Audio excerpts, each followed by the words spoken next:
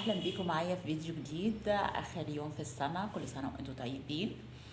اللي قدامي دي تورته، اول مره اعمل تورته في حياتي. عاده انا بعمل الكيكه احط لها كريمه ممكن، وازوقها كده من فوق، مثلا بالمانجا بالفراوله. لكن اول مره اعمل تورته بقى وازوق بالجناب واقطعها من النص والحاجات دي كلها. آم، مش هقول ان هي بيرفكت، يعني مش ده اللي انا كنت متخيلاه عني، بس ده اول مره ان انا اعمل حاجه زي كده. هو البروجكت ده يعني في دماغي بقالي مثلا شهر، وقاعده عماله اسال وقاعده عماله ابحث في اليوتيوب. رحت المكان اللي هو بيجيبوا منه الحاجات اللي هو الحلواني في السوق. لما رحت فلقيت واحده بتشتري حاجات، فبقول لها كل سنه وانت طيبه مش عارفه ايه وكده. قالت لي لا ده انا بعمل الحاجات دي. قلت لها بجد؟ طب هو انا اجيب ايه علشان اعمل تورته؟ قالت لي انت جيبي دقيق مخصوص اسمه مش عارفه سبونج، هتحطي فيه كذا وكذا وكذا، ما تحطيش كذا وكذا وكذا، ومحسن مش عارفه رافع لل يعني غير البيكنج باودر اللي احنا بنحطه، وجربي مش عارفه في ايه واعملي ايه. فقلت لها طب ميرسي بجد والله، يعني كتر خيرك. طبعا رجعت تاني لليوتيوب، ها يا جماعه ايه السبونج ده اللي بيحكوا عنه، وايه المحسن ده اللي انا جبته؟ ما انا جايبه حاجات الست يعني مش هتقعد تشرح لي بقى.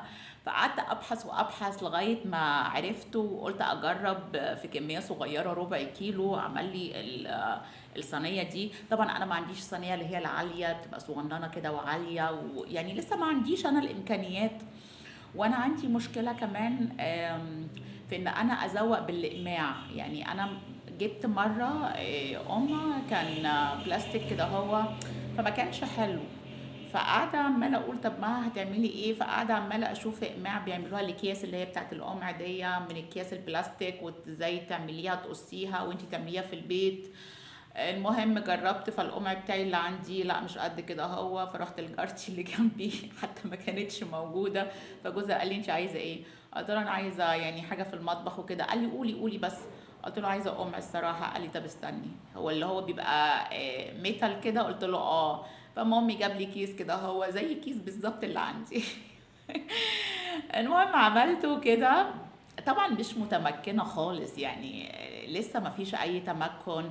هو اداني بس الاقماع، لكن لسه عندي مشكله في الكيس اساسا. فرحت قلت مها بعد كده بقى تبقي تشتري.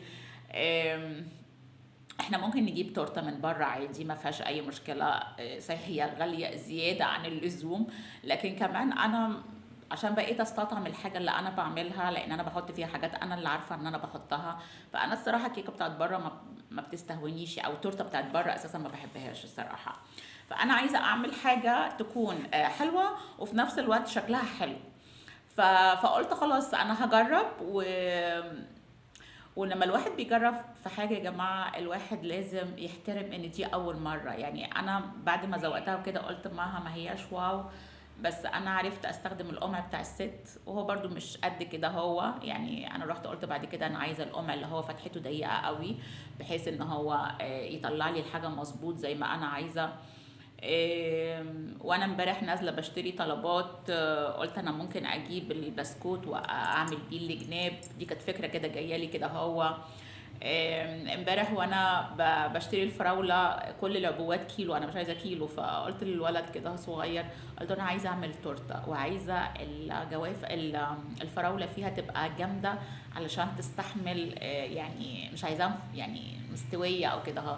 الولد نقاها لي بالواحده، حبيبي ربنا يكرمه. فانا قاعده بجهز في المشروع ده، يعني نعتبره ان هو مشروع قاعده بجهز فيه من اسبوعين. جبت الحاجه الاسبوع اللي فات، امبارح نزلت جبت الفراوله عشان لازم تكون طازه، والبسكوت الفكره اللي جات لي كده وانا في السكه. آم، احنا مش لازم لما نيجي نعمل حاجه جديده ان هي تطلع بيرفكت. فانا دلوقتي هقارن مها اللي عملت ده ومها اللي كانت قبل كده هو ما بتعملش حاجه خالص.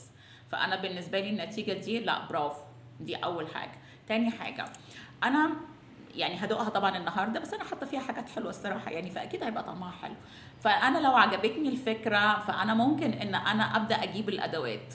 لكن انا ما اقدرش اجيب الادوات وانا ما عنديش فكره، يعني انا خلاص عرفت انا عايزه ايه، مع شكلها ايه، كيس شكله ايه، يعني بقيت عندي فكره عن الموضوع.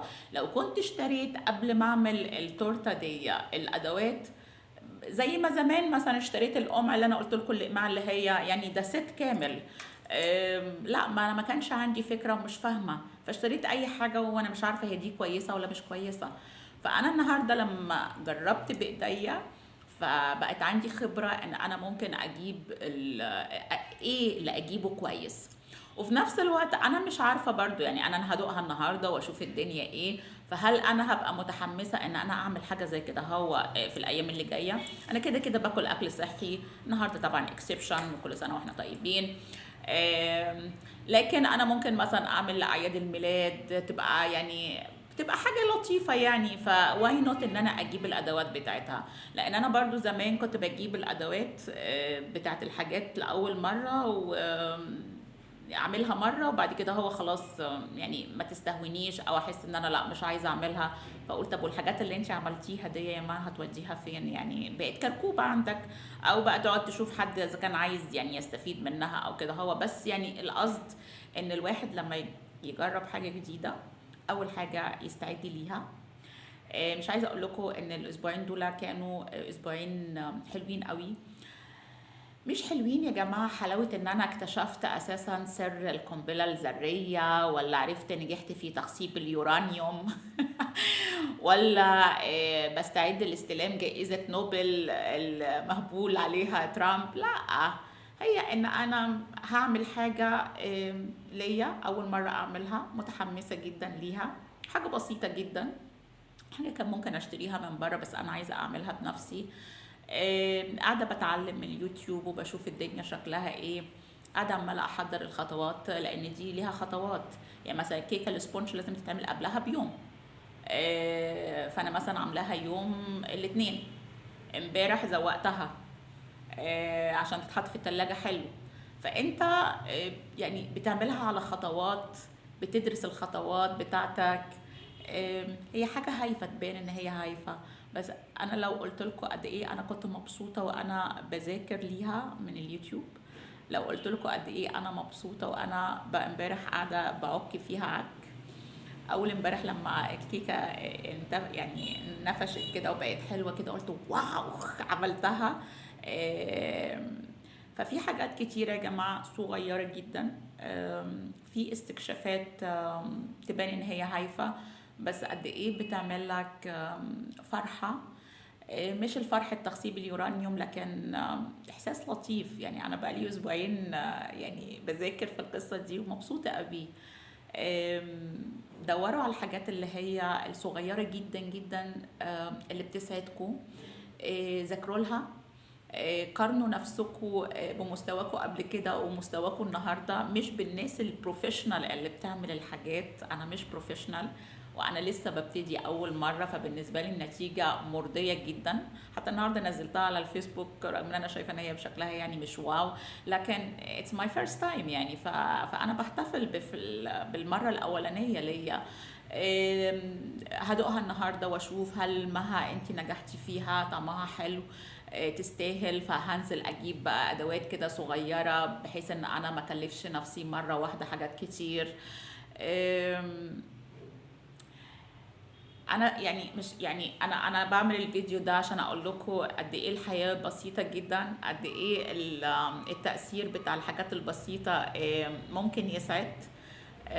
النهارده انا عازمه يعني اسرتي الصغيره، العيال هتفرح جدا بالتورته.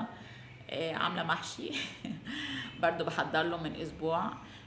لان النهارده انا مش عايزه ابقى ملخومه في المطبخ، انا بس عايزه ابقى اسوي الحاجه على طول، علشان ابقى فايقه وقادره ان انا ابقى معاهم لما يجوا ونحتفل مع بعضينا بالسنه الجديده.